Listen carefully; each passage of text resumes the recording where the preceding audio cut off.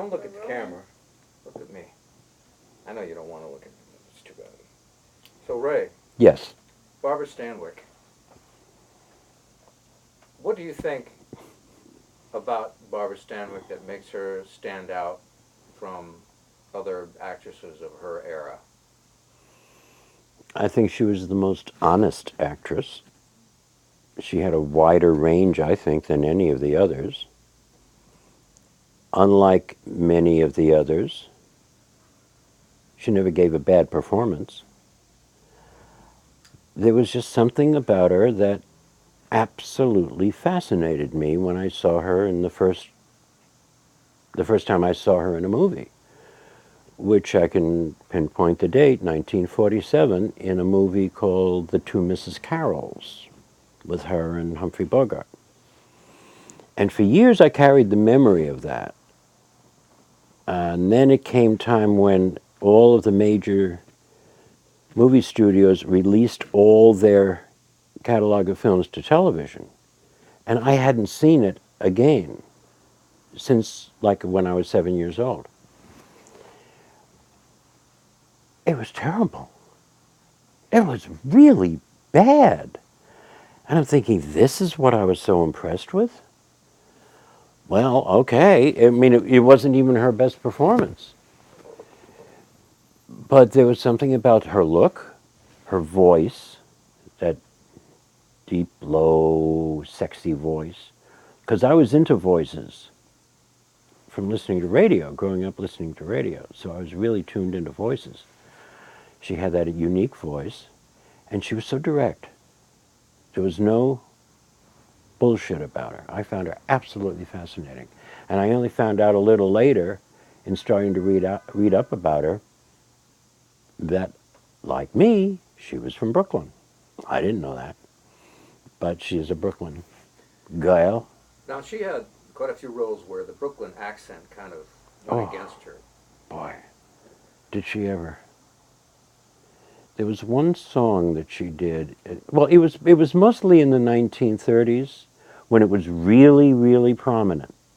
So those Brooklyn vowels that kept coming out and coming out. And she apparently worked on this because by the 40s, you could hear it sometimes, but you didn't hear it all the time. And then by the 70s and 80s, it was almost all gone. But even in the last few years, you'd hear one of those Brooklyn vowels. I'm very grateful. Up high in the sky. That kind of thing. It never really totally deserted her. But to me, when I first discovered her, I was living in New York and coming from Brooklyn. I noticed it then, sounded perfectly normal. Sounded like everybody talked. Now, you said she was very truthful in her acting. I've heard that said of Spencer Tracy. Hmm. A lot of people actually pair them as the two of their favorite actors because of that reason.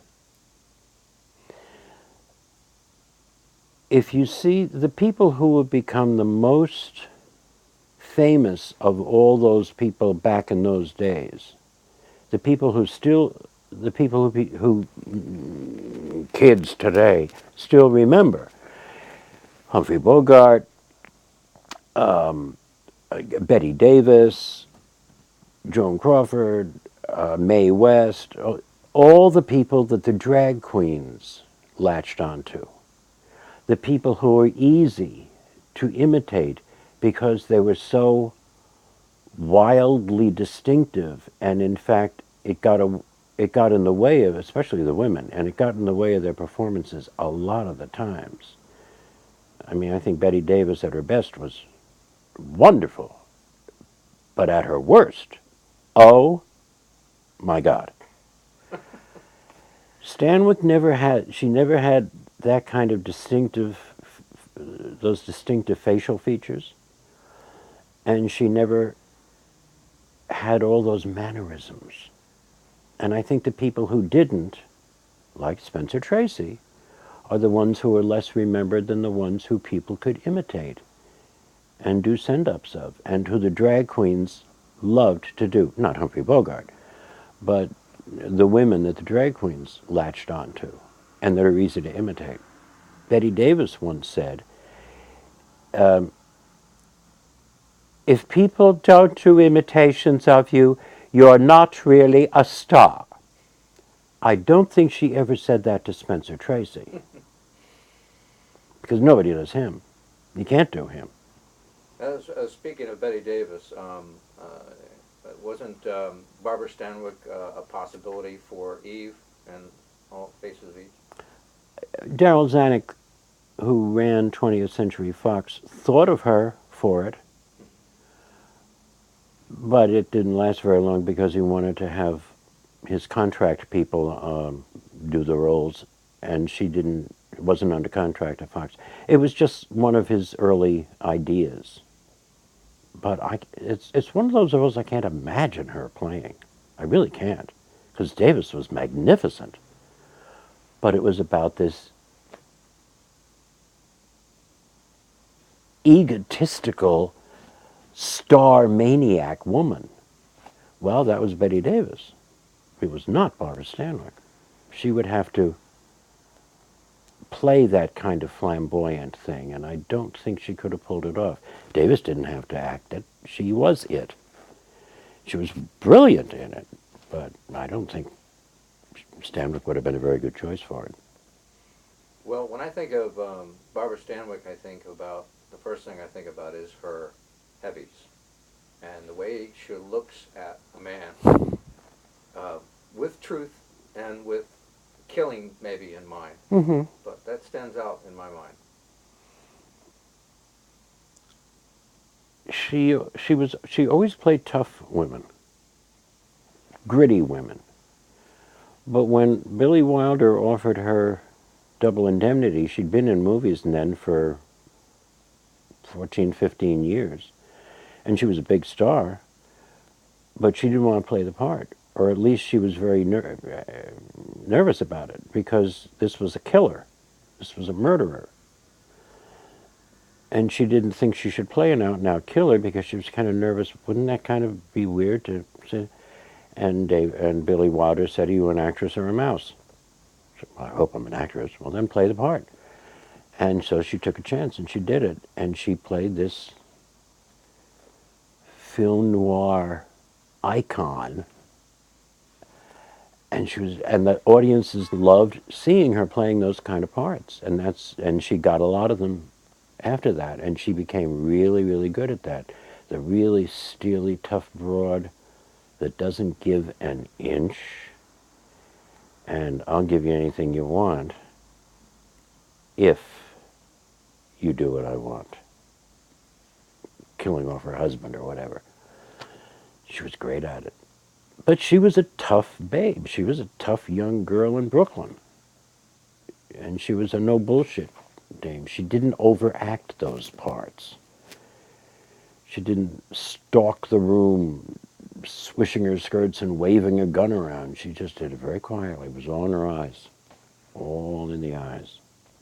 Well, in Double Indemnity, you saw that a lot. I mean, Mm-hmm. The Fred McMurray character came in, the insurance salesman, and she had her own ideas of what she wanted to do with her husband and how to get rid of her husband. Mm-hmm. But Fred McMurray had his own ideas of how he wanted to seduce her, and he didn't know where he stood. But you watched her eyes, and you watched him, and you could see gradually, at least from what I was seeing, that she was getting pretty pissed off, and was, even though she wanted to use Fred, I'm talking too much. Your film. Yeah, let's talk about, all right, let's do a little game here and talk about Double Indemnity. Very popular, very great cast, very popular film. Um, but let's talk about that. I'm just going to say, let's talk about Double Indemnity. And you take it from there, but think about what you're going to say, and then I'll ask the question. How's that sound? I have nothing to say. You do it. Oh my God. I'm going to lay an egg like I did last night.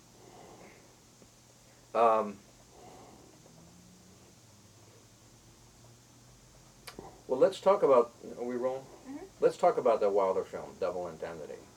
Very popular, one of the classic film noirs. Great cast, Um, Barbara Stanwyck, albeit she wore a blonde wig, which looked pretty weird, but otherwise, great movie, wouldn't you say? That wig ruins it for me. I don't watch that movie a lot because of that damn wig. It's the cheapest looking fake wig you've ever seen on any actress in any movie ever. And it's totally immobile. No matter what she's doing with her head or telephones, it never moves. It looks like a cheap wig. Is there a reason why they did that? Billy Wilder, it was his idea. And he and she went shopping and they just wanted her to, he wanted her to look cheap. So they figured, let's get a cheap wig, a cheap looking wig. And they found this in a wig store. And she was like, oh, I don't know if that's what you want. And he got it and he plopped it on her head.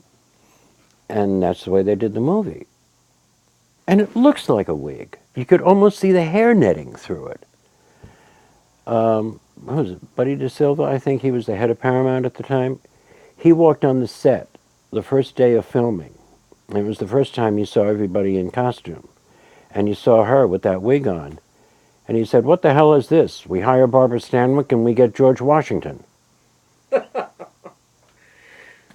Oh, I can't. I hate that wig so much I can almost not bear to watch that movie anymore. Well, now Barbara Stanwyck was not overly concerned with her dresses, with her high profile, high style fashion, Mm-mm. but she changed. She changed because of a movie called The Lady Eve, which is another one of her better movies because she had her costumes done by Edith Head. And Edith Head designed a fabulous wardrobe for her, which it kind of got into the whole fashion world and started some trends.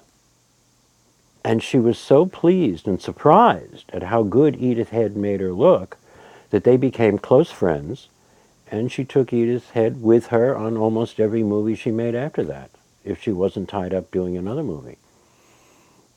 So that's when she became aware of maybe the importance of clothes, but she'd been in movies for a dozen years by then. And she'd just stand there for her fittings and facing away from the mirror and let the costume people do what they did or put on whatever they wanted to put on her, figuring, well, that's their job, they know what they're doing. And plop a hat on her head, and she'd just, when they were finished, she'd go and they'd say, don't you want to look in the mirror? Don't you want to see how the hat looks? And she'd say, why, is it crooked? No. Okay. And she walked out. She never cared about that stuff. So her hair transformed over the years. Well, everybody's did.